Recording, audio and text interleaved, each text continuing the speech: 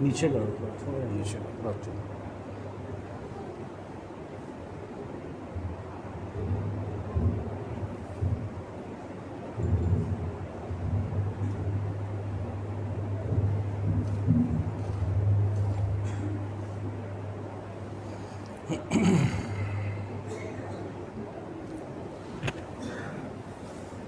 السلام علیکم ورحمۃ اللہ وبرکاتہ۔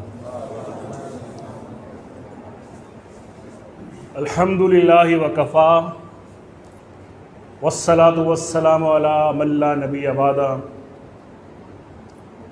فاعوذ باللہ السمیع العلیم من الشیطان الرجیم۔ بسم اللہ الرحمن الرحیم۔ وَاعْبُدْ رَبَّكَ حَتَّى يَأْتِيَكَ الْيَقِينُ۔ صدق اللہ العظیم۔ اللہ کا ہم سب پہ بہت بڑا احسان اور فضل ہے کہ اس کی رحمت خاص ہے، زندگی میں ایک بار پھر رمضان جیسا عظیم الشان مہینہ دیکھنا نصیب فرمایا۔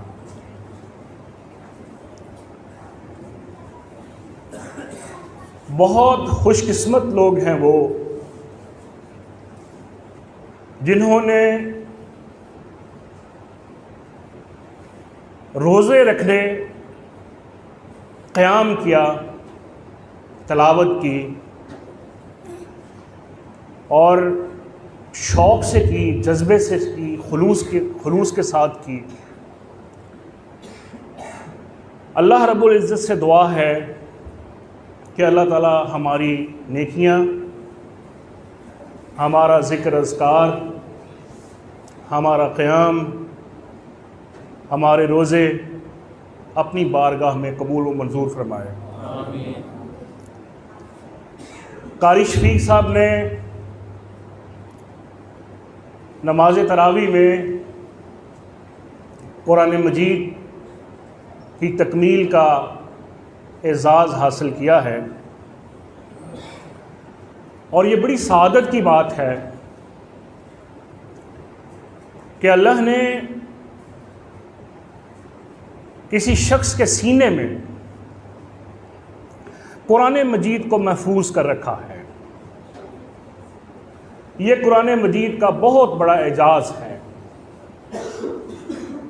قرآن مجید ایک زندہ معجزہ ہے، اور ایسا معجزہ ہے جو قیامت تک دنیا کی کوئی طاقت اور دنیا کی کوئی قوت اس معجزے کا، اس کے زندہ جاوید معجزے کا نہ رد کر سکتی ہے اور نہ اس جیسا کلام پیش کر سکتی ہے۔ جس چیز کی حفاظت کا ذمہ اللہ تعالیٰ خود اپنے ذمہ لے لے، اِنَّا نَحْنُ نَزَّلْنَا الذِّكْرَ وَإِنَّا لَهُ لَحَافِظُونَ۔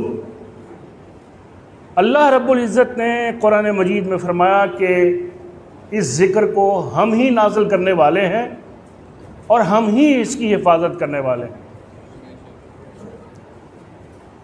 1450 سال گزر جانے کے باوجود منزل من اللہ حیثیت سے جس طرح قرآن مجید نبی علیہ السلام کے قلب اطہر پہ اترا، اسی طرح زیر و زبر کے ساتھ، اپنی تمام تر رعنائیوں کے ساتھ، اپنی تمام تر صحافتی ابلاغ کے ساتھ اور تمام تر ایک ادبی اسلوب کے ساتھ فصاحت و بلاغت کے ساتھ آج ہمارے پاس قرآن مجید اسی طرح محفوظ اور مامون ہے جس طرح نبی علیہ السلام کے قلب اطہر پہ اترا تھا۔ اس لحاظ سے بہت خوش قسمت ہیں وہ لوگ جن کے سینوں میں قرآن مجید محفوظ ہے، اور قرآن مجید کے جو حفاظت کے ذرائع ہیں، جو اسباب ہیں، ان اسباب اور ذرائع میں سب سے بڑا سورس اور سب سے بڑا ذریعہ قرآن مجید کا حفظ ہونا ہے۔ اللہ تعالیٰ قاری شفیق صاحب کی اس عظیم الشان نیکی کو قبول فرمائے، اور جنہوں نے پیچھے قیام فرمایا ہے ان کے ذوق اور شوق کو داد دینی چاہیے، اور ان کے لیے بھی ہم دعاگو ہیں کہ قاری صاحب کا سنانا اور پیچھے لوگوں کا سننا اپنی بارگاہ میں قبول فرمائے۔ میرے استاد مکرم حضرت مولانا محمد یونس صاحب، چونکہ ہم نے اسکول کے زمانے میں یہی جو ہائی اسکول ہے رجکوٹ کا، 89 میں میں نے میٹرک کیا یہاں سے، 91 میں میں نے انٹر کا امتحان یہاں سے پاس کیا۔ تو یہ جو سرزمین ہے ڈچکوٹ کی، اس کے ساتھ ہماری بچپن کی جو وابستگی ہے وہ بڑی جذباتی فیلنگز کی حامل ہے۔ ایک روحانی وابستگی بھی ہے، علمی وابستگی بھی ہے، سماجی وابستگی بھی ہے، اور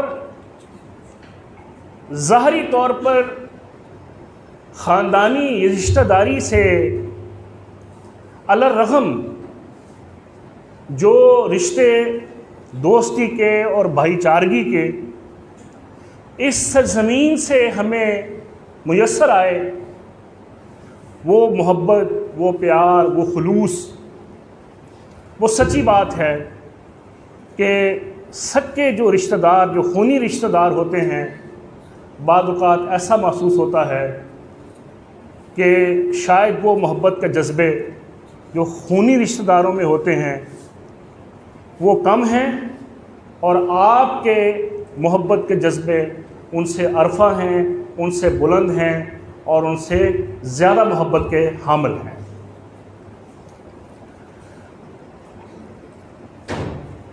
یہ میں نے اس لیے بات کی ہے کہ بہت سارے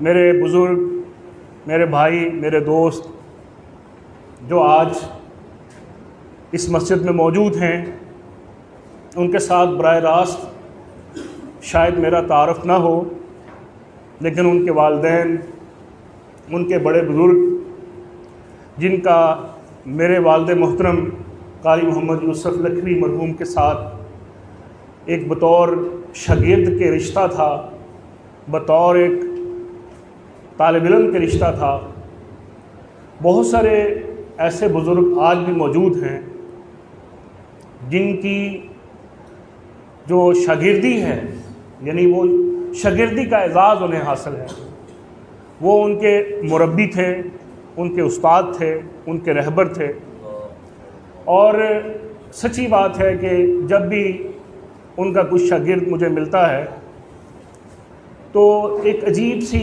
رقت امیز کیفیت طاری ہو جاتی ہے۔ ہم نے اپنی شعور کی زندگی میں شاید ان کی صحبتوں سے فیض حاصل نہیں کیا، بچے تھے ہم، چھوٹے تھے۔ 91 میں 1991 میں اللہ تعالیٰ کے پاس چلے گئے، ان کی وفات ہو گئی، اور میں 3rd ایئر میں تھا۔ تو 3rd ایئر میں کیا ایج ہوتی ہے بچے کی، تو وہ براہ راست جو ایک فیض ہوتا ہے، براہ راست جو ایک تلمذ ہوتا ہے، وہ ہم شعوری طور پر ہم وہ سعادت نہیں حاصل کر سکے، لیکن بڑے خوش قسمت لوگ ہیں وہ جنہوں نے براہ راست ان کی صحبتوں سے فیض حاصل کیا، براہ راست ان سے تعلیم حاصل کی، اور براہ راست وہ ایک مربی کی حیثیت سے ان کی صحبتوں میں بیٹھے رہے۔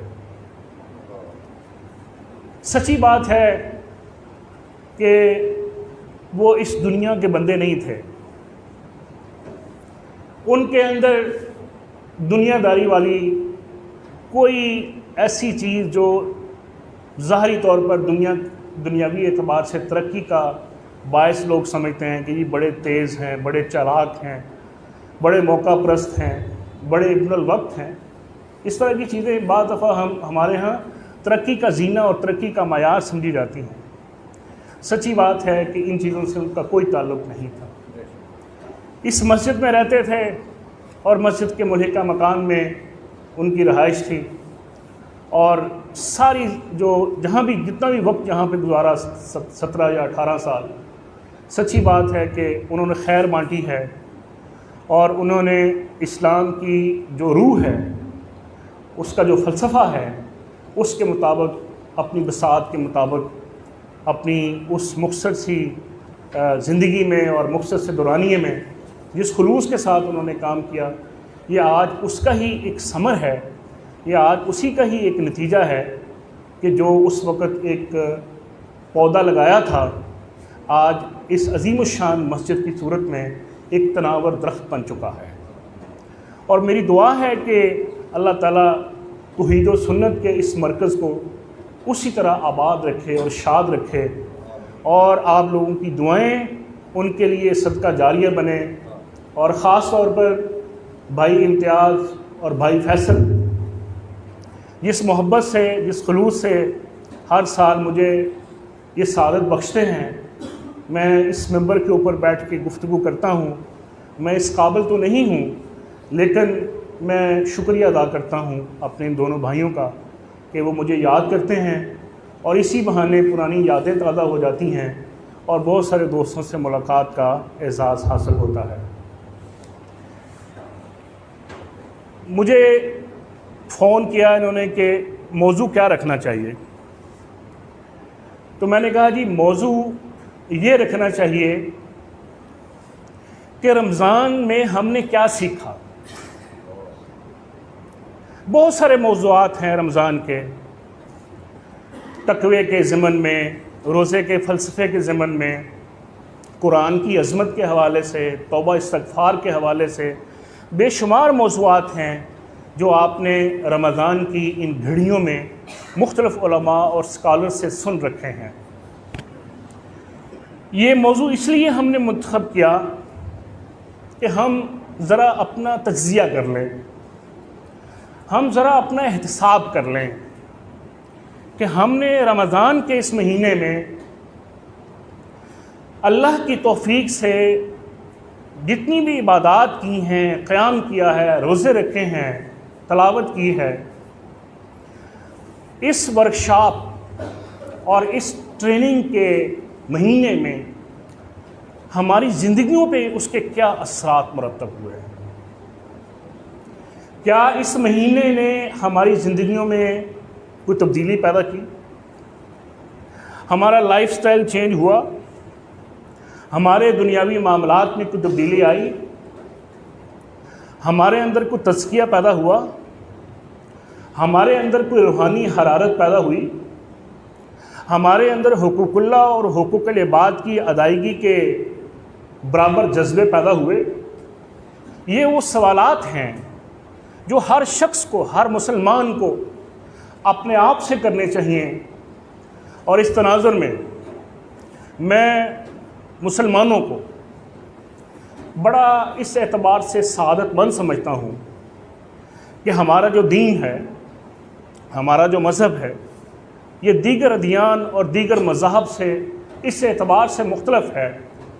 یہ جو میں نے آیت آپ کے سامنے تلاوت کی ہے، وَاعْبُدْ رَبَّكَ حَتَّى يَأْتِيَكَ الْيَقِينُ، کہ تم عبادت اس وقت تک کرو جب تک تمہاری آخری سانس نکل نہیں جاتی، اس وقت تک عبادت کرو۔ اس آیت کا مطلب اور مفہوم یہ ہے کہ اسلام موسمی دین نہیں ہے،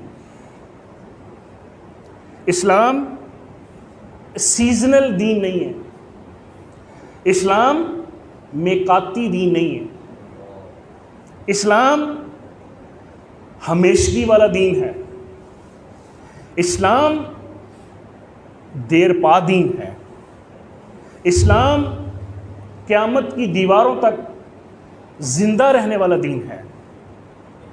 آپ باقی مذاہب کو دیکھ لیں، عیسائیت کو دیکھ لیں،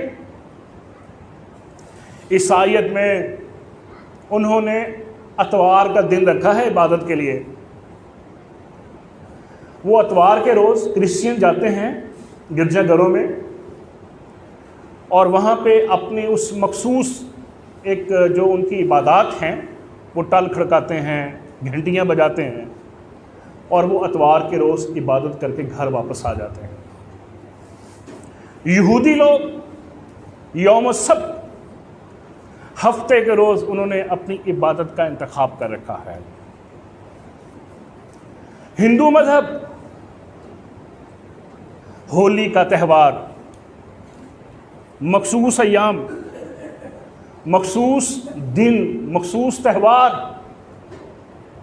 ان تمام مذاہب کے مقابلے میں اسلام کا حسن ہے، اسلام کا یہ امتیاز ہے کہ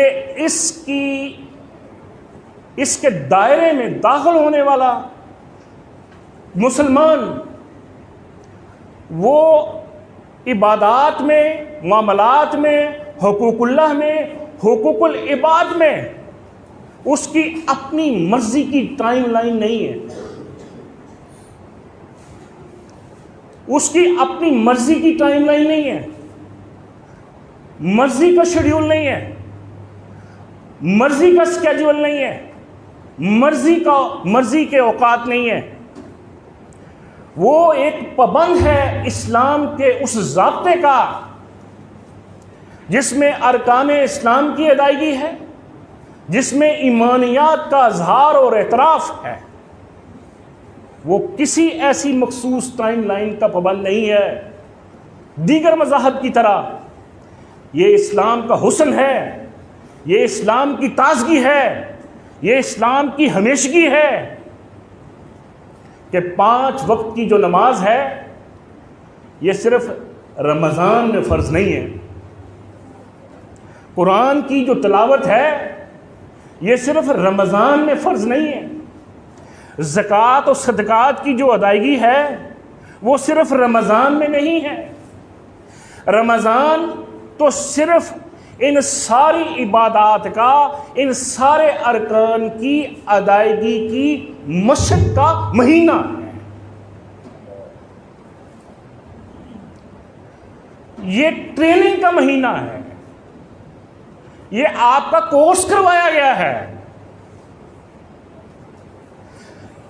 اس لیے کورس کرایا گیا ہے، اس لیے تربیتی مشق کروائی گئی ہے کہ آپ کے اندر فکری لحاظ سے، روحانی لحاظ سے، سماجی لحاظ سے، عقیدے کے اعتبار سے، معاملات زندگی کے اعتبار سے اگر کوئی میل کچیل ہے،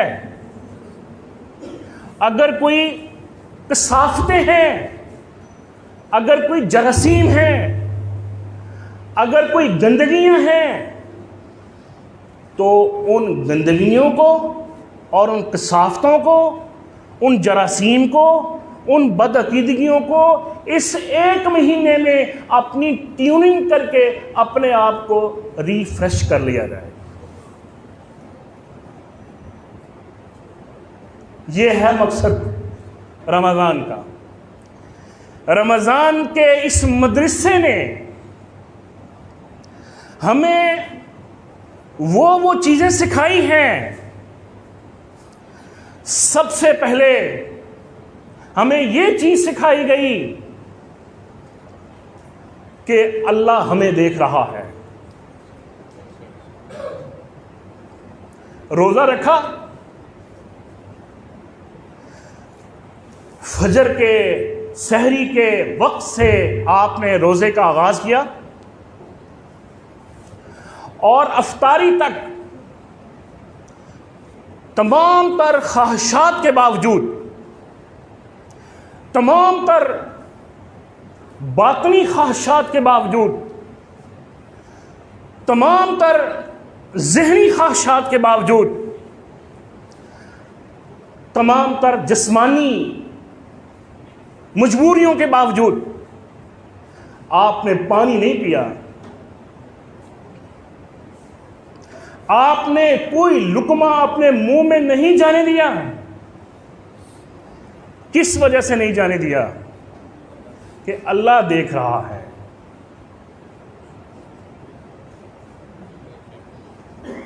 سوال یہ پیدا ہوتا ہے کہ اللہ جو دیکھ رہا ہے، آپ کے ضبط نفس کا امتحان لے رہا ہے، آپ کی قوت مدافعت کا امتحان لے رہا ہے،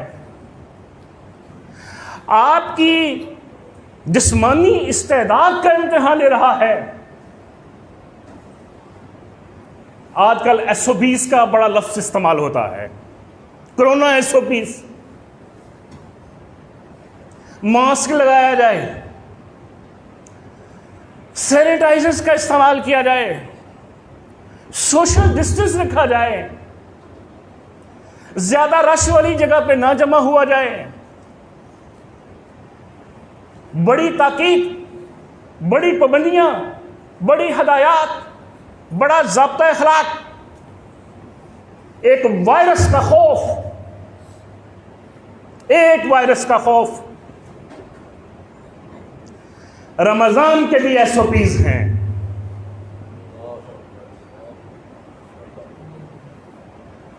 اللہ نے رمضان کے بھی SOPs رکھے ہیں، اللہ نے روزے کے بھی SOPs رکھے ہیں۔ دنیا کے ان وائرس، دنیا کی ان بیماریوں سے خوف زدہ ہو کر دیہات میں، قصبات میں، چھوٹے شہروں میں خوف کا وہ عالم نہیں ہے جو بڑے شہروں میں خوف کا عالم ہے۔ میں احتیاطی تدابیر کا مخالف نہیں ہوں، SOPs کا بھی مخالف نہیں، لیکن میں انسانی نفسیات کی بات کر رہا ہوں، میں انسانی کیفیات کی بات کر رہا ہوں۔ کتنا خوف طاری ہے دنیا کے اوپر آج کہ کرونا سے مر جائیں گے ہم، اس کے SOPs کا کتنا خیال ہے۔ اگر کورونا کے SOPs کی اہمیت اور اس کی احتیاطی تدابیر کے اوپر ہم اتنا زور دیتے ہیں،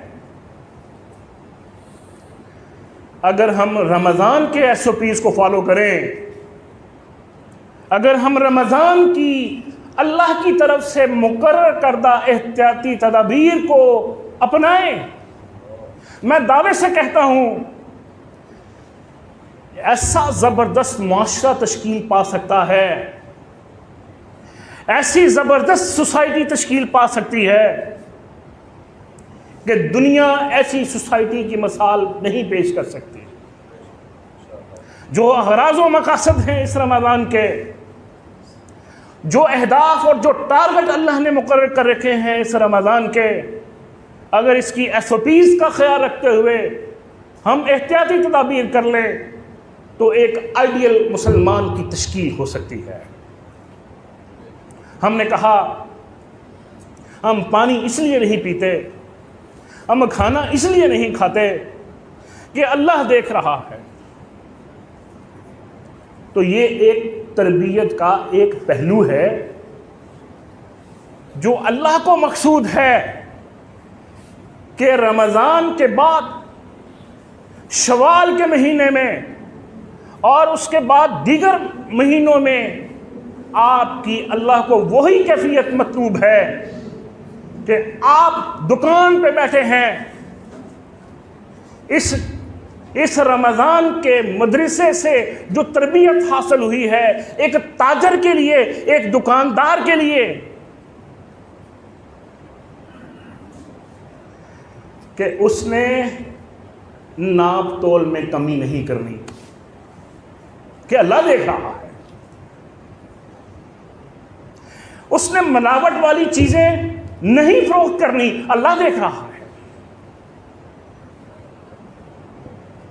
ایک دودھ بیچنے والا، وہ اس وجہ سے دودھ میں پانی نہ ملائے کہ اللہ دیکھ رہا ہے۔ مرچوں میں ملاوٹ کرنے والا، اس کے اندر اس روزے کی بنیاد پہ ایسا اثر ہو کہ وہ مرچوں میں ملاوٹ نہ کرے، اللہ دیکھ رہا ہے۔ سرکاری دفاتر میں کام کرنے والے آفیسر رشوت لینے سے انکار کر دیں کہ اللہ دیکھ رہا ہے۔ رشوت دینے والا، اس کے اندر اس روزے کے نتیجے میں یہ کیفیت پیدا ہو کہ میں رشوت نہیں دوں گا، اللہ دیکھ رہا ہے۔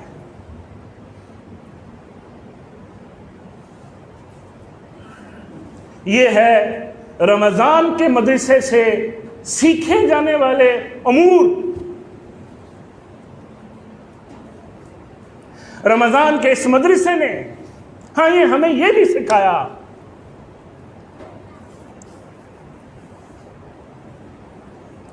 وحدت سکھائی، اتحاد سکھایا، یونٹی سکھائی۔ مسلم معاشرے میں اس سے بڑی اتحاد اور اتفاق کی اور کوئی ورکشاپ نہیں ہو سکتے۔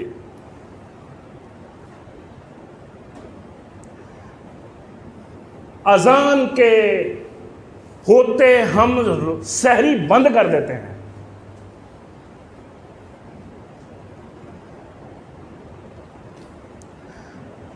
اور مغرب کی اذان سن کے ہم افطاری کرتے ہیں۔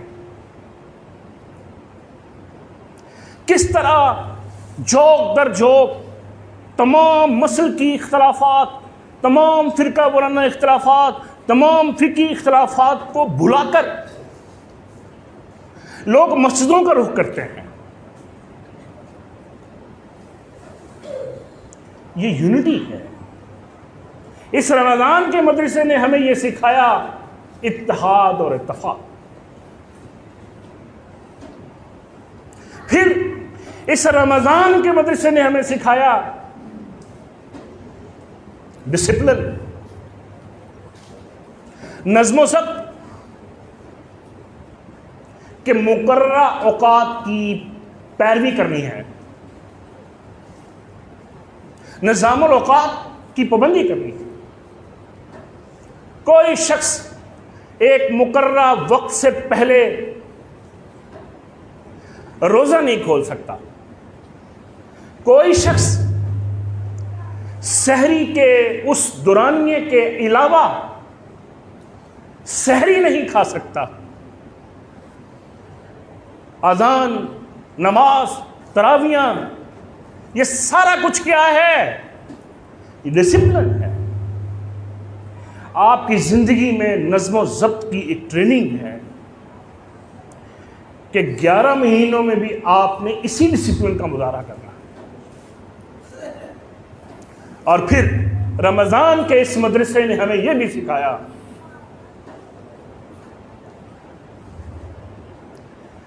کہ حلال چیز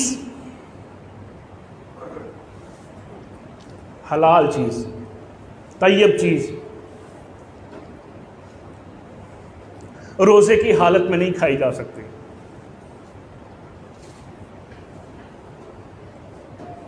یہ کس چیز کی تربیت ہے؟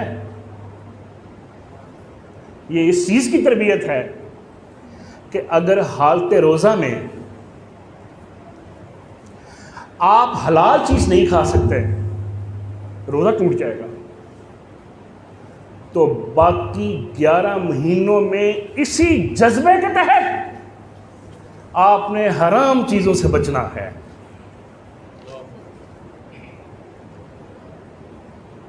یہ رمضان کا مدرسہ ہمیں سکھا رہا ہے.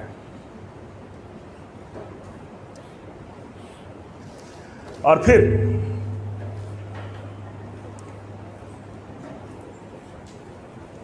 مشقت، سختی، مشکلات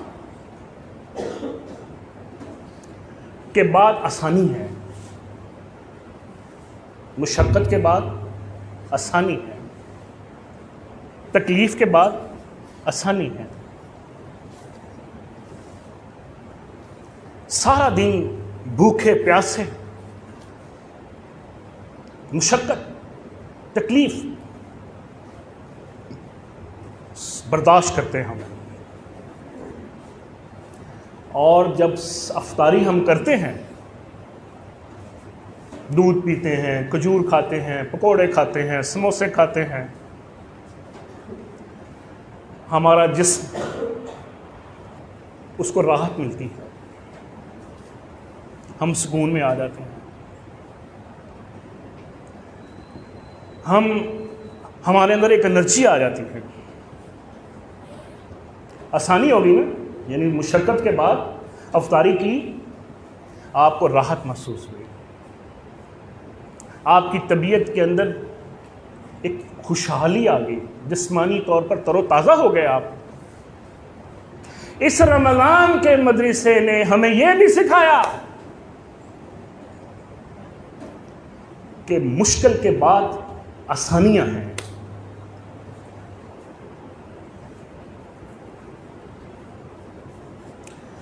گیارہ مہینوں میں انسان بیسیکلی بنیادی طور پر دنیا میں انسان کو آزمائش کے لیے بھیجا گیا ہے. دنیا امتحان کا ہے. جو کیفیت، جو فیلنگز مشقت کے بعد، راحت کی، افطاری کے بعد آپ کے اندر پیدا ہوئی، اسی فیلنگز کی بنیاد پہ باقی 11 مہینوں میں بھی یہی احساس آپ کی زندگی میں برقرار رہے کہ مشکل سے گھبرانا نہیں ہے، مشقت سے گھبرانا نہیں ہے. ہمارے وزیر اعظم صاحب تو کہتے ہیں نا، گھبرانا نہیں ہے. واقعی نہیں گھبرانا چاہیے. یہ اللہ کا ایک فطری قانون ہے، یہ اللہ کی یہ قانون فطرت ہے. انما العسر یسرا،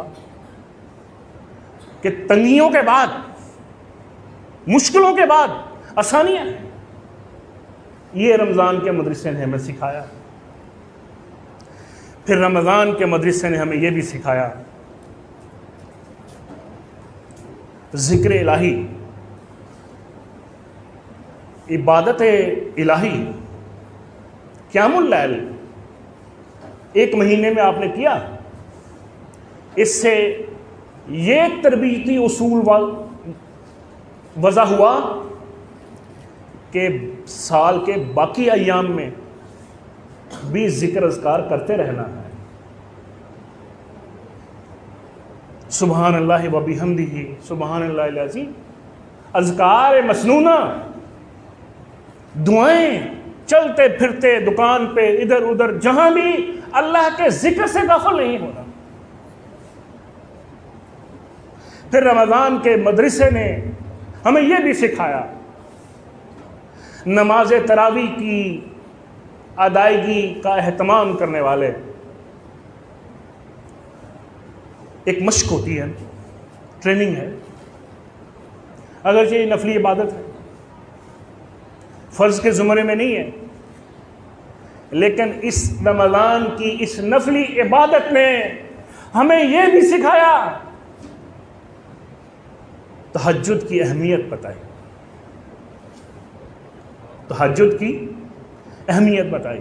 والذین یبیتون لربہم سجدا وقیاما، اللہ نے نیک بندوں کی نشانیوں میں ایک نشانی یہ بتائی، والذین یبیتون لربہم سجدا وقیاما، کہ میرے بندے وہ ہیں، میرے نیک بندے وہ ہیں جو راتوں کو جاگتے ہیں. اپنے رب کے سامنے سجدوں و قیامہ، سجدوں کی حالت میں اور قیام کی حالت میں، ان کی جبین نیاز، ان کی گردنیں وہ جھکی ہوتی ہیں اللہ کے حضور۔ رمضان کے اس مدرسے نے نماز تراویح کے اہتمام سے ہمیں یہ بھی سکھایا کہ راتوں کو اٹھ کے عبادت کیا کرو، اور وہ لمحہ اور وہ مقام جب رات کا پچھلا پہر، پچھلی گھڑی، اس کی فضیلت، اس کی اہمیت، فرمایا کہ فرشتے پہلے آسمان پہ آ جاتے ہیں، منادی کرتے ہیں، اعلان کرتے ہیں، ہے کوئی اپنے گناہوں کی مغفرت اور بخشش کروانے والا؟ رمضان کے مدرسے نے ہمیں یہ سکھایا کہ رات کی عبادت کی کیا اہمیت ہے، قیام اللیل کی کیا اہمیت ہے۔ رمضان کے مدرسے نے ہمیں یہ بھی سکھایا انفاق فی سبیل اللہ، صدقات و زکوٰۃ، اللہ کے راستے میں خرچ کرنا، اس کی کتنی اہمیت ہے۔ نبی علیہ الصلوۃ والسلام رمضان کے اس مہینے میں صدقات و خیرات اس شدت کے ساتھ کرتے جیسے کوئی آندھی آئی ہے، آندھی کی رفتار سے نبی علیہ الصلوۃ والسلام صدقات و خیرات کرتے۔ رمضان کے مدرسے نے ہمیں یہ بھی سکھایا کہ حقوق العباد، سوشل ویلفیئر سٹیٹ کا جو کنسپٹ مدینے کی اسلامی ریاست کے تناظر میں ہم بیان کرتے ہیں، رمضان کے مدرسے نے ہمیں یہ بھی سکھایا کہ سماجی طور پر، معاشی لحاظ سے لوگوں کو ان کے حقوق کیسے دلانے ہیں، غریب، لاچار، مفلس لوگوں کی خدمت کیسے کرنی۔ نبی علیہ الصلوۃ والسلام کے پاس ایک شخص آیا، اس نے تقاضا کیا، یا رسول اللہ مجھے بھوک لگی ہے، مجھے کھانا دیں۔ تمام ازواج مطہرات سے پوچھا گیا کہ اس کے لیے گھر میں کوئی کھانا ہے؟ سب کی طرف سے جواب آ گیا کہ گھر میں کچھ بھی نہیں ہے کھانا کھلانے کے لیے۔ ایک صحابی آئے، نبی علیہ الصلوۃ والسلام نے اعلان کیا، کون ہے شخص جو اس بھوکے کو کھانا کھلائے گا؟ اس نے ہاتھ کھڑا کیا، یا رسول اللہ میں اس کو گھر لے جاتا ہوں، میں اس کو اپنے مہمان بناتا ہوں۔ گھر لے گئے، بیوی سے پوچھا کہ گھر میں کچھ کھانے کے لیے ہے؟ بیوی نے جواب دیا، کھانے کے لیے صرف اتنا ہی ہے کہ ہم اور اپنے بچے کھا سکتے ہیں، اس کے علاوہ ایکسٹرا کھانے کے لیے نہیں ہے کچھ۔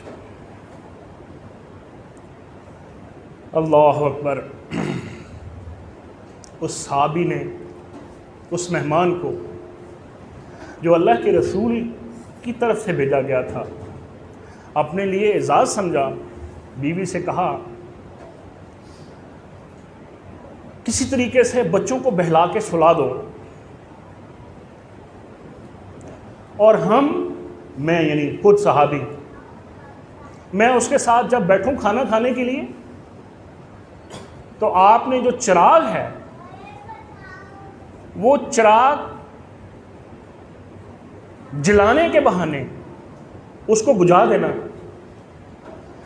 تاکہ اندھیرا ہو جائے، اور اس شخص کے سامنے جب میں کھانا کھانے کے لیے بیٹھوں میں ویسے خالی ہاتھ ہلاؤں، برتنوں کے اندر خالی ہاتھ ہلاؤں، اس کو یہ احساس دلانے کے لیے کہ میں بھی آپ کے ساتھ کھا رہا ہوں۔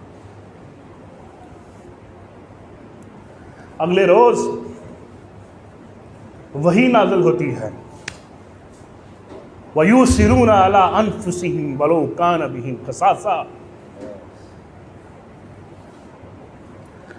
کہ ایسے لوگ، نبی کے ایسے تربیت یافتہ صحابی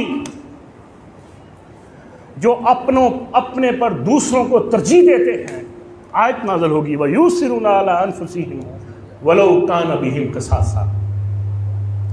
رمضان کے مدرسے نے ہمیں یہ بھی سکھایا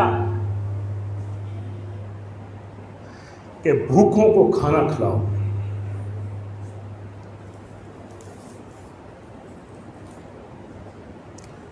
مفلس لوگوں کو، بھوکے لوگوں کو ان کی ضروریات کے مطابق ان کی خدمت کرو۔ یہ روزے کے اندر جو پیاس اور بھوک کی جو شدت لگتی ہے، اس میں ایک میسج ہے۔ میسج یہ ہے کہ آپ کو ریئلائز کروایا جا رہا ہے کہ آپ اندازہ کریں، آپ روزے کی کیفیت میں بلک رہے ہیں، بھوک کی شدت سے نڈال ہو رہے ہیں، تو عام حالات میں غریب کو جب کھانا نہیں ملتا اس کی کیا کیفیت ہوگی۔ یہ احساس دلانا مقصود ہے۔ رمضان کے مدرسے نے ہمیں یہ بھی سکھایا کہ دوسروں کا احساس کرو، دوسروں کا خیال رکھو۔ رمضان کے مدرسے نے ہمیں یہ بھی سکھایا روزے کی حالت میں زبان کی حفاظت۔ فرمایا اگر آپ کو کوئی گالی دیتا ہے، غصے کی کیفیت میں آپ کے جذبات میں ایک ریئیکشن پیدا ہوتا ہے، فرمایا آپ اس کو واضح طور پر بتا دیں کہ میں روزے سے ہوں، میں آپ کو گالی نہیں دے سکتا۔ رمضان کے مدرسے نے ہمیں یہ بھی سکھایا کہ باقی مہینوں میں بھی اپنی زبان کی حفاظت کرنی ہے۔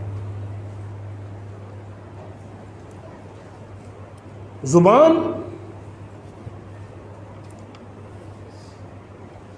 انسان کی ہلاکتوں کے اسباب میں سے، انسان کی بربادی اور انسان کی ہلاکتوں کے اسباب میں سے بہت بڑا سبب زبان کا بے جا استعمال ہے۔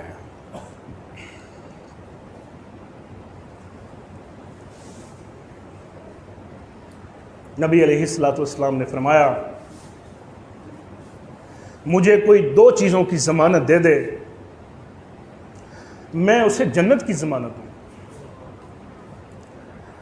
آپ نے اپنی زبان اطہر کو پکڑ کے اشارہ کیا، ایک زبان اور دوسرا شرمگاہ۔ مجھے کوئی شخص ان دو چیزوں کی ضمانت دے دے، میں اسے جنت کی ضمانت دیتا ہوں۔ زبان کہا جاتا ہے کہ انسان اپنی زبان کے پیچھے چھپا ہوتا ہے۔ انسان اپنی زبان کے پیچھے چھپا ہوتا ہے۔ کتنے ہی ایسے متقی اور پرہیزگار لوگ، عبادت گزار لوگ قیامت کے روز اپنی زبان کے بے جا اور ناجائز استعمال کی بنیاد پہ جہنم کی ہولناکیوں کی نظر ہوں گے۔ رمضان کے مدرسے نے ہمیں یہ بھی سکھایا کہ زبان سے اچھی بات، زبان سے خیر کا قول، فَلْيَقُلْ خَيْرٌ أَوْ لِيَصْمُتْ، یا اچھی بات کہو یا خاموش ہو جاؤ۔ حضرت لقمان نے اپنے بیٹے سے مخاطب ہو کے جو نصیحتیں کی، ان نصیحتوں میں یہ بھی ایک نصیحت تھی وَاغْضُضْ مِنْ صَوْتِكَ، اپنی آواز کو آہستہ رکھا کرو۔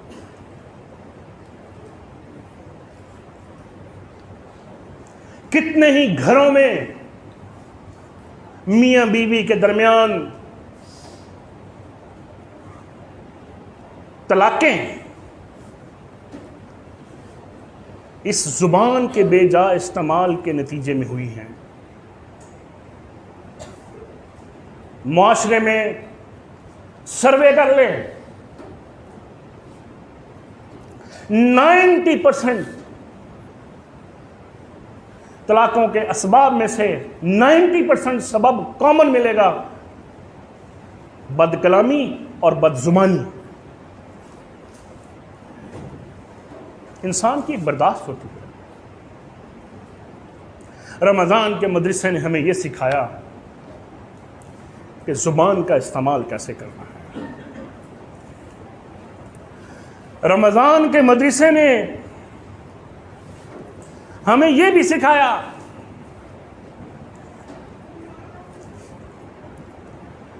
کہ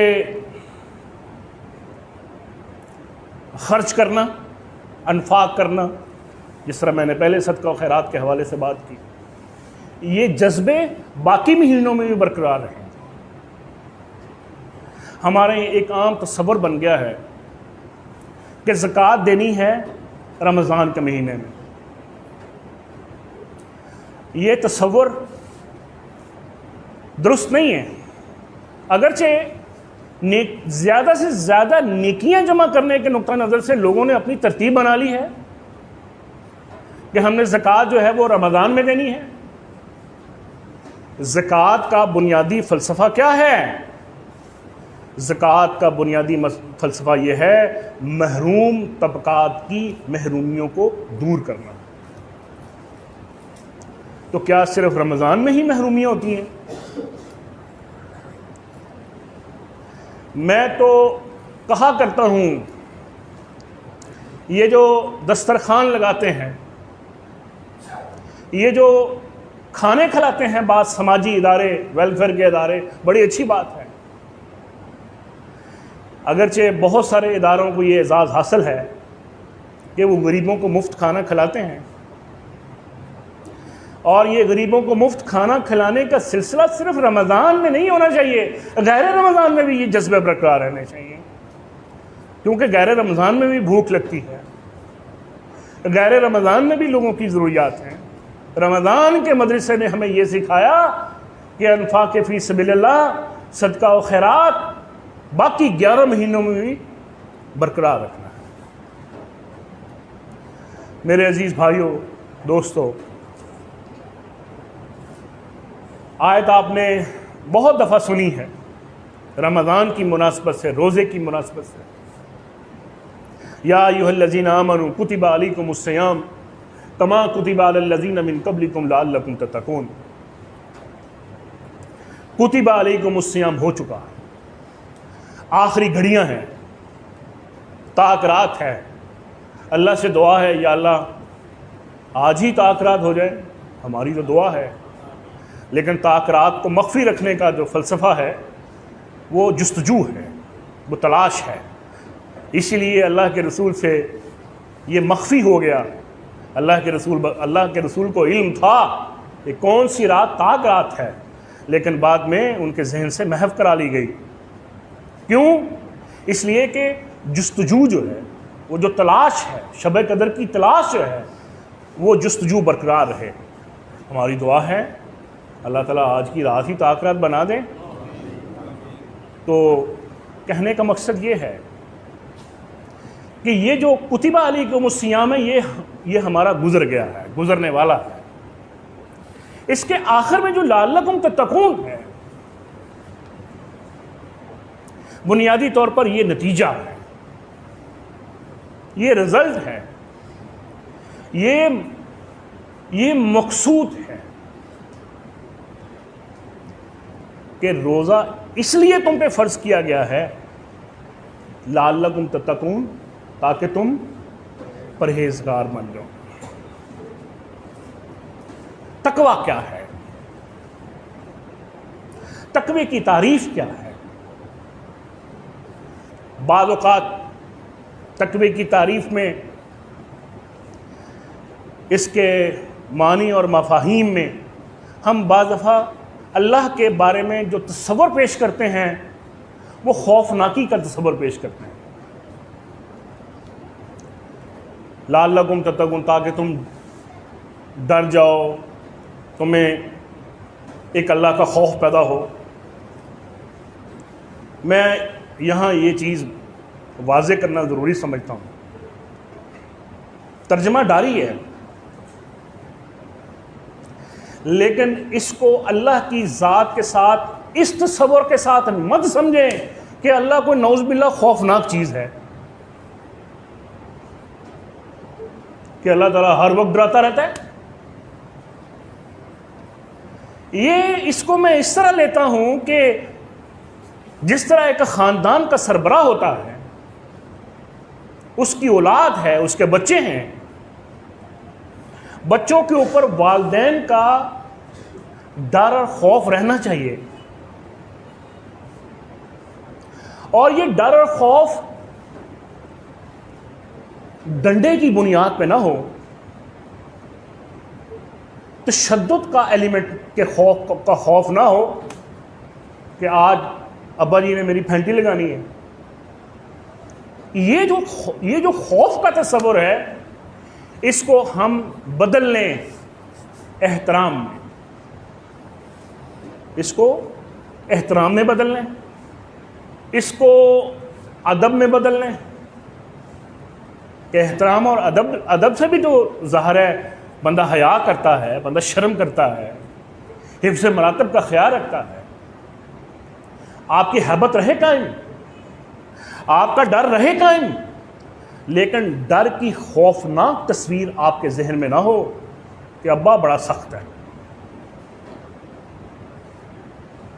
ماں بڑی مار دی ہے۔ والدین کا احترام ادب کے تناظر میں، ان کی ہیبت، اور والدین کو بھی چاہیے کہ وہ بچوں کے اوپر کوئی دروغہ بن کے گھر میں کوئی اپنی ریاست قائم نہ کریں۔ بعض والدین بچوں کے اوپر بہت تشدد کرتے ہیں،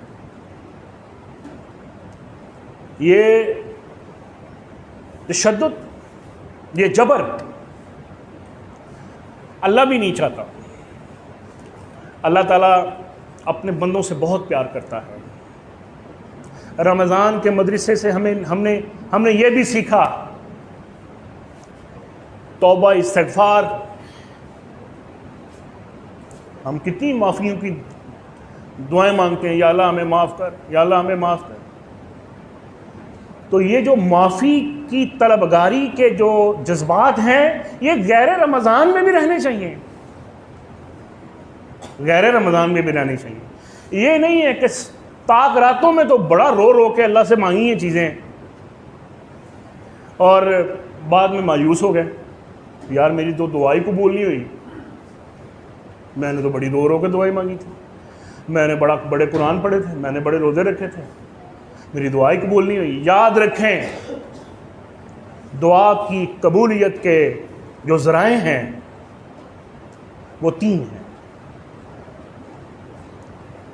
نتیجے کے اعتبار سے ہم دعا مانگتے ہیں، بعض اوقات ہماری دعا قبول ہو جاتی ہے، آپ کی خواہش پوری ہو جاتی ہے، بعض دفعہ آپ کی دعا پینڈنگ چلی جاتی ہے، اور وہ کس موقع پہ کام آتی ہے؟ بعض دفعہ کوئی مشکل آ گئی ہے، کوئی آفت آ گئی ہے، کوئی افتاد آ گئی ہے، زلزلہ آ گیا ہے، سیلاب آ گیا ہے، کرونا وائرس آ گیا ہے۔ اللہ نے آپ کی ظاہری طور پر قبول نہ ہونے والی دعا کے نتیجے میں اللہ نے آپ کو اس آفت سے محروم رکھا۔ اور تیسرا نتیجہ، تیسری صورت، قیامت کے روز دنیا میں قبول نہ ہونے والی دعائیں جمع ہو جاتی ہیں نیکیوں کی صورت میں۔ اللہ تعالیٰ کہتے ہیں اس بندے نے بڑی دعائیں مانگی تھیں، بڑا رو رو کے میرے سامنے گڑا کے دعائیں مانگتی، اللہ تعالیٰ فرشتوں کو حکم دے گا اس کی ساری دعائیں جمع کر لو، اور وہ دعائیں نیکیوں کی صورت میں اس کے نامہ اعمال میں شامل کر دی جائیں گی۔ اور بعض لوگ اس منظر کو دیکھ کے ترس رہے ہوں گے اور کہہ رہے ہوں گے کاش دنیا میں ہماری ساری دعائیں قبول نہ ہوتی، ہم دنیا میں ہمارے چمڑوں کو، ہمارے جسموں کو کاٹ دیا جاتا، کاش ساری دعائیں ہماری قبول نہ ہوتی۔ لہذا رمضان کے مدرسے سے ہم نے یہ بھی سیکھا کہ دعاؤں کا سلسلہ قائم دائم رہنا چاہیے، اور ہم نے بات کی کہ لعلکم تتقون، تاکہ تم پرہیزگار ہو جاؤ۔ یہ نتیجہ ہے۔ مومن آدمی کی فہم و فراست کا تقاضا یہ ہے کہ اس کی نگاہ نتائج پہ ہوتی ہے۔ نماز کا نتیجہ کیا ہے؟ ان الصلاۃ تنہا عن الفحشاء والمنکر، نماز بے حیائی اور برے کاموں سے روکتی ہے، یہ اس کا نتیجہ ہے۔ روزے کا نتیجہ کیا ہے؟ لعلکم تتقون۔ یاد رکھیں پورے قرآن مجید میں بڑا زبردست قرآن مجید کا اسلوب ہے، جہاں اللہ تعالیٰ نے بہت ہی اہمیت کی حامل بات کرنی ہوتی ہے، اللہ تعالیٰ اس آیت کے اندر درمیان میں یا آخر میں لعلکم تتقون کے الفاظ استعمال کرتے ہیں۔ اس سے اندازہ لگائیں کہ روزے کی کتنی اہمیت ہے، کہ نتیجتاً اللہ کو مقصود کیا ہے کہ آپ کے اندر ایک پرہیزگاری کی کیفیت پیدا ہو۔ اور اگر آپ نے روزہ رکھا ہے، دنیاوی خواہشات، نظر کا بے باک استعمال،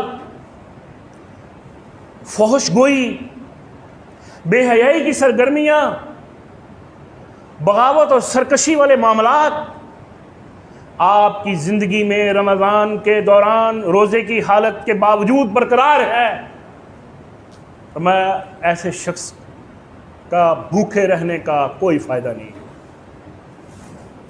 وہ بھوکا رہے یا کھائے، اس کا کوئی فائدہ نہیں۔ تقویٰ بنیادی طور پر ایسی دولت ہے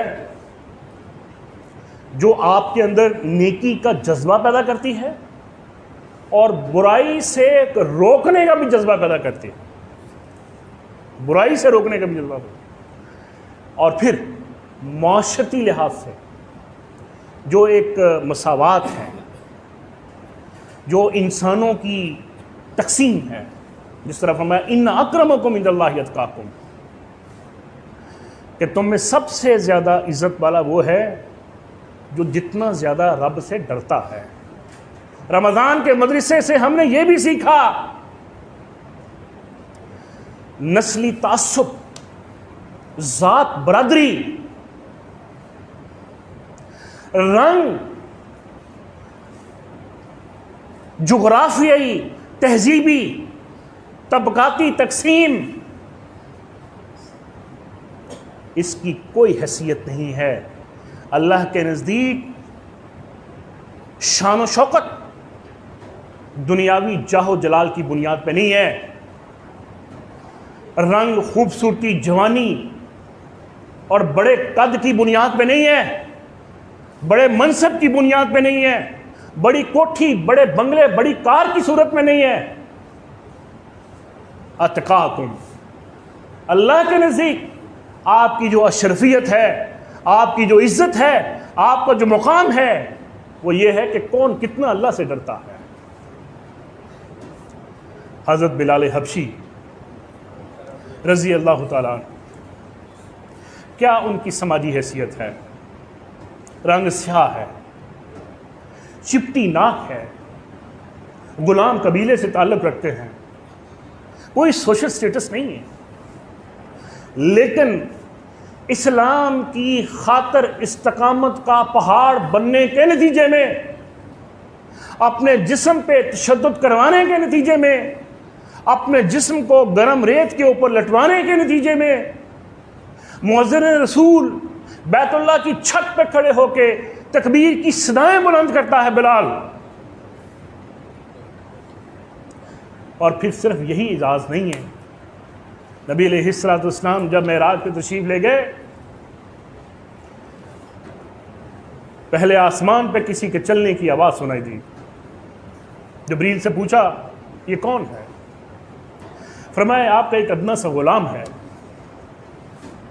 جس کا نام بلال ہے، یہ اس کے چلنے کی آواز ہے، یہ اس کا مقام و مرتبہ دیکھیں کہ بلال زمین پہ چلتا ہے اور اس کے چلنے کی آواز آسمان پہ سنائی دیتی ہے۔ کس بنیاد پہ؟ تقوی کی بنیاد۔ ہر قسم کی طبقاتی تقسیم، ہر قسم کی ذات بات، رنگ نسل کے امتیازات، اس کے خاتمے کا درس بھی اس رمضان کے مدرسے نے ہمیں دیا۔ اور دوسری بات، تقوی کے ضمن میں بنیادی طور پر اللہ کی نافرمانیوں سے بچنے کا نام تقوی ہے، بغاوت اور سرکشی سے بچنے کا نام تقوی ہے۔ امام احمد بن حنبل رحمۃ اللہ علیہ بہت بڑے امام گزرے ہیں، دین کے لیے انہوں نے بڑی ماریں کھائی ہیں۔ ایک دفعہ ان کے جو شاگرد انہوں نے کھانا پکایا تو کھانے میں جو نمک ڈالا گیا تھا، ان کے گھر میں نمک نہیں تھا، انہوں نے کہا چلو اپنے بیٹے کے گھر سے لے آتے ہیں۔ بیٹے کا نام صالح ہے۔ امام احمد بن حنبل وہ کھانا جب انہوں نے شروع کیا تو ان کو مشکوک سا لگا کھانا، کہا مجھے کھانا مشکوک سا لگتا ہے۔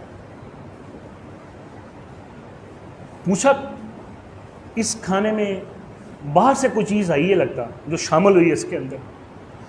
کہا جی بالکل، نمک آپ کے بیٹے کے گھر سے ہم نے لا کے ڈالا ہے، اور بیٹا جو ہے وہ سرکاری ملازم ہے، قاضی ہے۔ امام احمد بن حنبل نے اپنے بیٹے کے گھر سے لائے جانے والے نمک سے بنے ہوئے اس کھانے کو اس وجہ سے کھانے سے انکار کر دیا کہ میرا بیٹا سرکاری ملازم ہے، اور سرکاری ملازم جو ہوتے ہیں نا، کچھ نہ کچھ گڑبڑ ہو جاتی ہے، کمی بیشی ہو جاتی ہے۔ یہ تقوی کی آپ کو میں مثال دے رہا ہوں، حالانکہ ان کا بیٹا صالح ہے اور واقعتاً صالح ہے، کوئی برا نہیں ہے، لیکن اس خدشے کی بنیاد پہ کہ وہ چونکہ سرکاری ملازم ہے اور اس کے گھر میں جو آیا نمک ہے وہ مکان اور خدشے کی بنیاد پہ ہو سکتا ہے کہ اس نے سرکاری ملازمت کے دوران کوئی ڈنڈی ماری ہو اور اس کے نتیجے میں اس کے گھر میں جو پیسہ آیا ہو اس میں کسی قسم کی ملاوٹ ہو۔ محض اس وجہ سے اپنے بیٹے کے گھر سے آئے ہوئے نمک کی بنیاد پہ بننے والے کھانے کو کھانے سے انکار کرتے ہیں۔ یہ ہے تقویٰ۔ جیلان علاقہ ہے، حضرت عبد القادر جیلانی رحمۃ اللہ علیہ، ان کی جو نسبت ہے جس علاقے سے، جیلان علاقہ، مورخین نے ایک واقعہ لکھا ہے، بڑا صالح نوجوان، متقی پرہیزگار نوجوان، رمضان میں ایک ندی کے کنارے پہ جا رہا ہے، بھوک شدت سے لگی ہوئی ہے،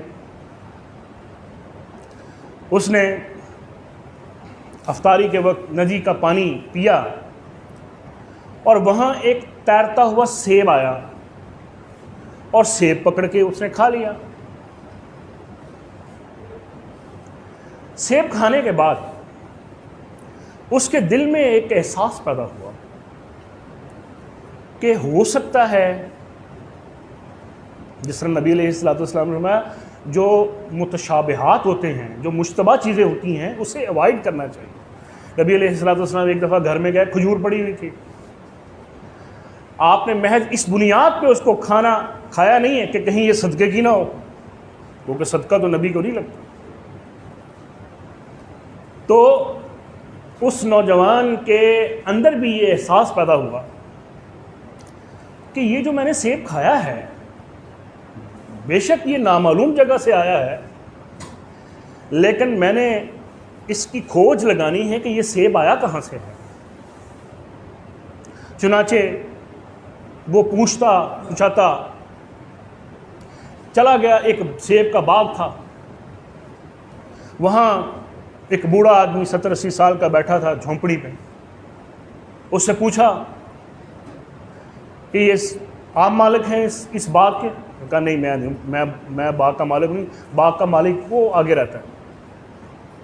باغ کے مالک کے پاس گئے، کہنے لگا میں نے آپ کے باغ کا سیب کھایا ہے، یا تو آپ اس کی قیمت مجھ سے وصول کر لیں یا مجھے معاف کر دیں۔ اس نے کہا نہ میں آپ کو معاف کروں گا، نہ میں اس سیب کی قیمت وصول کروں گا۔ تمہاری سزا کیا ہے؟ تمہاری سزا یہ ہے کہ تم میرے پاس 1 سال ملازمت کرو گے، باغ میں 1 سال نوکری کرو گے، اور دوسری شرط یہ ہے میری بیٹی سے تم نکاح بھی کرو گے، اور میری بیٹی جو ہے وہ لولی ہے، لنگڑی ہے، اندھی ہے، اور تمام کمزوریاں ہیں ظاہری جسمانی لحاظ سے۔ دوسری شرط یہ ہے کہ آپ کو اس کے ساتھ شادی کرنی ہوگی۔ اس نوجوان نے سال ملازمت کی اور شریعت کے مطابق اس مالک کی بیٹی سے نکاح بھی کر لیا۔ نکاح کے بعد اس نے کہا کہ یہ مکان جو ہے یہ میں نے اپنی بیٹی کے نام مختص کر رکھا ہے، تو اس مکان کے اندر حجلہ عروسی میں وہ جو میری بیٹی ہے وہ آپ کا انتظار کر رہی ہے۔ جب وہ حجلہ عروسی میں اس کمرے میں وہ نوجوان جاتا ہے تو دیکھتا ہے کہ چاند جیسی خوبصورت لڑکی بیٹھی ہوئی ہے، اس کی آنکھیں بھی ٹھیک ہیں، اس کے اعضاء بھی ٹھیک ہیں، اتنی خوبصورت چاند سی لڑکی۔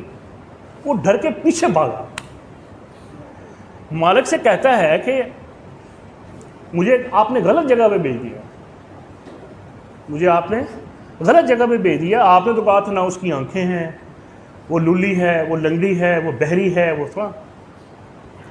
اب اس مالک نے کیا جواب دیا؟ کہا اندھی میں نے اس لیے کہا تھا کہ اس کی نظر کسی غیر محرم پہ نہیں پڑی تھی، پاؤں سے محروم لولی لنگڑی میں نے اس لیے کہا تھا کہ وہ کبھی اپنے گھر سے باہر نہیں نکلی تھی، بہری میں نے اس لیے کہا تھا کہ اس کی سماعتوں سے کبھی برائی والی چیزیں اس نے سماعت ہی نہیں کی تھی۔ آپ یہ دیکھیں اس کو یہ اعزاز کس وجہ سے ملا کہ اس کے اندر ایک خوف اور ڈر تھا کہ یہ جو میں نے سیب کھایا ہے اس کی کہیں پکڑ نہ ہو جائے۔ وہ اس کی کھوج میں نکلا، اور کھوج میں نکلنے کے نتیجے میں اس کو ایک خوبصورت بیوی بھی ملی اور ایک مکان بھی ملا۔ کس کی وجہ سے؟ تقوی کی وجہ سے۔ یعنی اس مالک کو وہ نوجوان کی ادا اتنی پسند آئی کہ یار یہ دیکھو کتنا تقوی والا نوجوان ہے کہ ایک سیب کی خاطر کھوج لگاتے ہوئے میرے پاس پہنچا، اور نتیجتاً اس نے انعام کے طور پر اپنی خوبصورت بیٹی بھی پیش کی، نکاح کیا، اور مکان بھی اس کے نام پہ لگا۔ یہ ہے میرے بھائیوں بزرگوں ایک تقوی کے ثمرات۔ آج کتنے ہی ایسے تاجر ہیں، کتنے ہی ایسے کاروباری ہیں لوگ، کتنے ہی ایسے بزنس مین ہیں جو نمازیں بھی پڑھتے ہیں، جو روزے بھی رکھتے ہیں، جو قیام اللیل بھی کرتے ہیں، لیکن ذخیرہ اندوزی بھی کرتے ہیں۔ آج جو ملک میں چینی کا بحران ہے، آج جو ملک میں آٹے کا بحران ہے، آج جو اشیاء ضروریہ مہنگی سے مہنگی ہوتی جا رہی ہیں، میرے بھائیوں بزرگوں، جتنی مرضی نمازیں پڑھ لیں، جتنے مرضی روزے رکھ لیں، اگر آپ کے اندر تقوی کی صفت پیدا نہیں ہوئی تو آپ برباد ہو گئے ہیں، آپ ناکام ہو گئے ہیں۔ آپ کو اپنا احتساب کرنا ہوگا، اپنے گریبان میں جھانکنا ہوگا کہ خرابی کہاں ہے۔ ہمارے یہاں ایک عجیب کلچر پروموٹ ہو گیا ہے،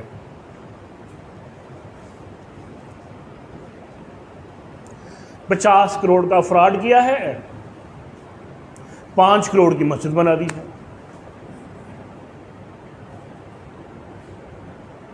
ویلفیئر ادارے بنا دیے، ہسپتال بنا دیے لوگوں کے پلاٹوں پہ قبضے کر کے، خوبصورت عنوانات کے تحت ہاؤسنگ سکیمیں اناؤنس کی جاتی ہیں، بڑے حاجی صاحب، بڑے سیٹ صاحب، بڑی سماجی شخصیت، بڑے دسترخوان،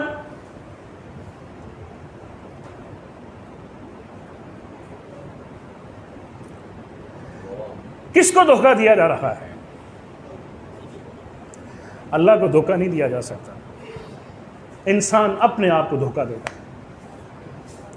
اس لیے میرے بھائیوں بزرگوں، ساری بات کا خلاصہ یہ ہے کہ رمضان کے اس مدرسے سے ہم نے اگر تقوی کی دولت حاصل نہیں کی تو ہم ناکام ہیں، ہم نامراد ہیں۔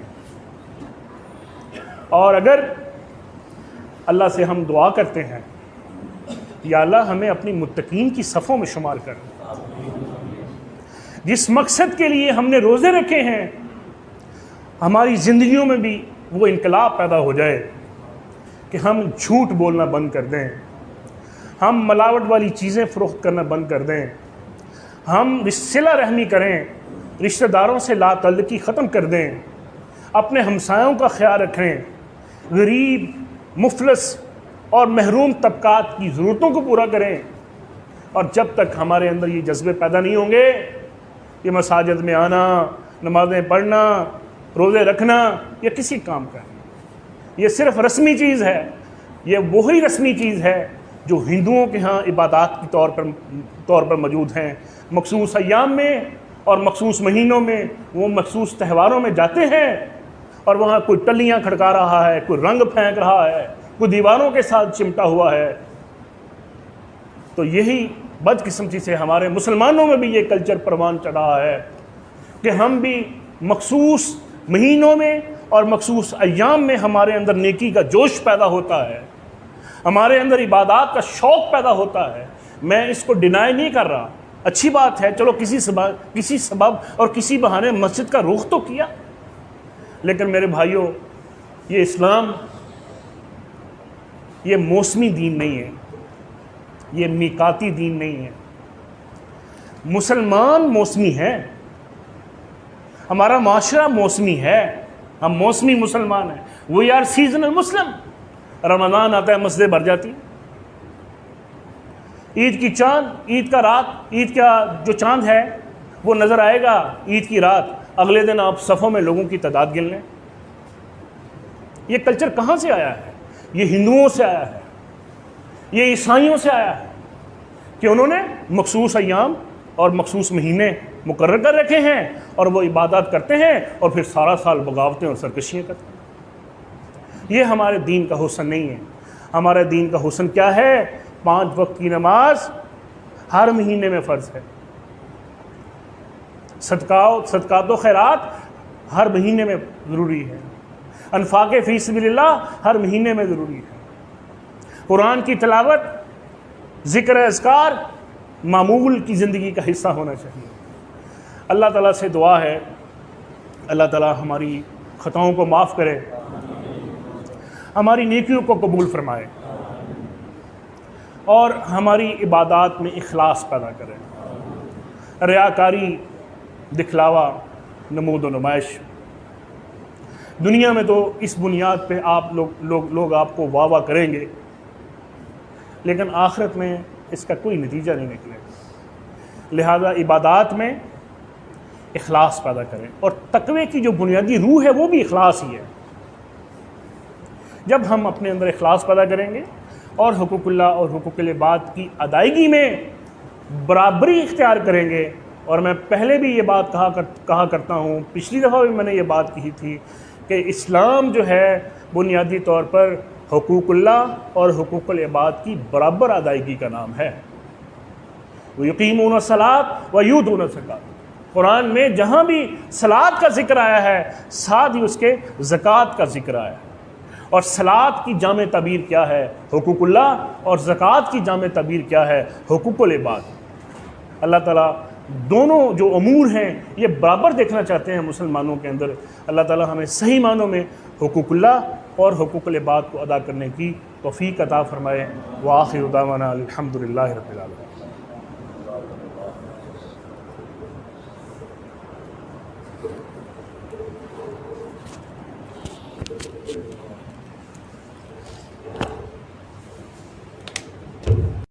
بھی تقویٰ ہمیں سبق دیتا ہے۔